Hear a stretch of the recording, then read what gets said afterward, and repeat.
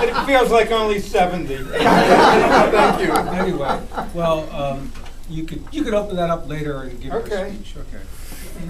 Well, I had mentioned that it's decades that I've wanted to give that. To be precise, it's been 5 decades that I've wanted to give this. So it has nothing to do with you people, so you don't have to worry. Although I am working on my memoir, and you're all going to be in it. Actually, it's also something, because I was retiring, I wrote an article in The Humanist magazine, and later you can have some copies of that. Where? Well, Sharon is holding them afterwards, so guard them. And the article is called Bad Good Teachers, and that's about bad teachers who ultimately, in my mind, turned out to be good teachers. And I, in particular, will just mention today one of those, and this was when I was in high school, literally 50 years ago, as a senior.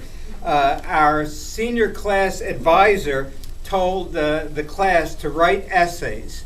And in addition to the valedictorian, which I knew I was not going to be, he would pick 3 other essays for the students to deliver at the graduation ceremony.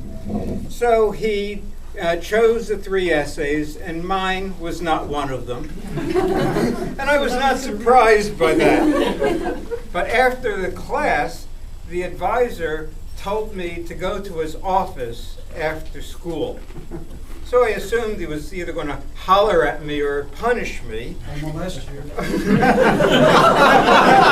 it was a public school. And I was not that good looking, like I am now. Although when I went into the advisor's office, he did close the door, and he said, "I wish I had the courage to choose your essay for graduation, but I'm in a responsible position, and you're not. I hope someday when you are in a responsible position that you'll have the courage to do the things that I don't do." So at first I was annoyed by what seemed like cowardice, but then I thought about it and I was really delighted. First, he liked my essay, and second, he was honest enough to admit that he had weaknesses. I had never heard that from a teacher before. And he was also confident that someday I'd be in a responsible position,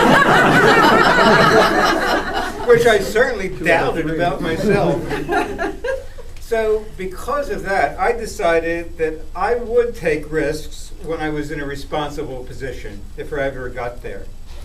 And I even hoped that one day to have the opportunity to give a graduation speech. My title would be Fulfilling Your Dreams, and I would give the one that I wanted to give in high school.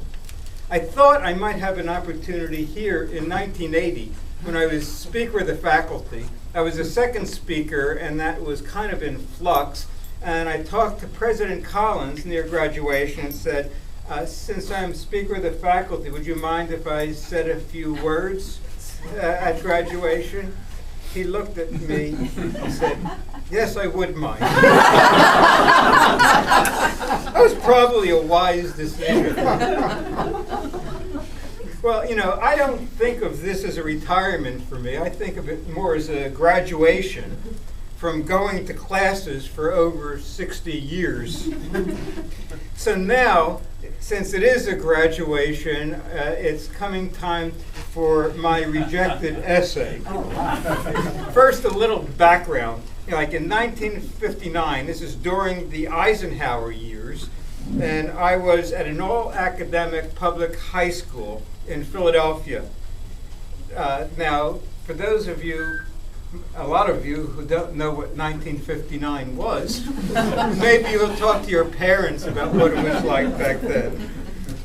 But it was a very conservative era, and here was this nerdy kid who wanted to talk at graduation with his parents there and all. So now's the time for my essay. And it doesn't even have anything to do with religion. I know what you're thinking. Now, some of it is outdated today, as you'll see. But still, I think it would be unlikely to be given at most high school graduations today. In fact, maybe all of them. So here's what I was going to say. And I think at the time it would have been viewed as very original and innovative. Not as much today, but because I promised it 50 years ago, here it is, now that you're all ready. Words are neither clean nor dirty. I still believe one of the sayings I learned in kindergarten: sticks and stones may break my bones, but words will never hurt me. Morality should be based on how we treat each other, not on our choice of words. What is so wrong with saying the word fuck in public? For those who do not know what its meaning is, there can be no harm. For those who know that fuck is a synonym for sexual intercourse, why is one term acceptable and the other not? Why are we not allowed to see people fuck, or if you prefer, have sexual intercourse on television or in the movies? That's changed. Are we afraid this will inspire others to do likewise? On the other hand, we can see plenty of violence and killing on television and in the movies. For my part, when children grow up, I would rather that they fuck than kill. Thank you.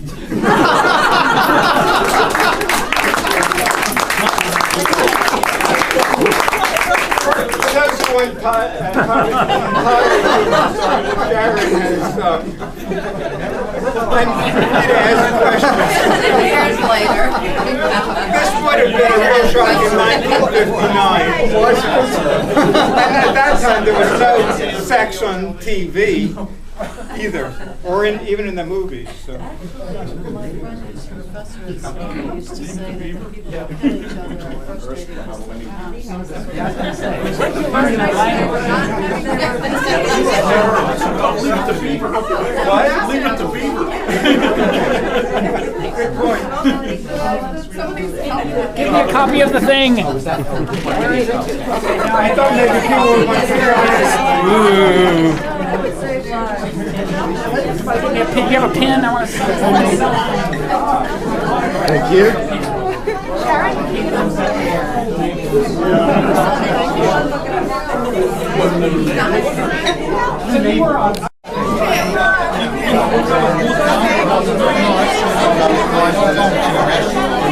Yes, she is. I would just stay for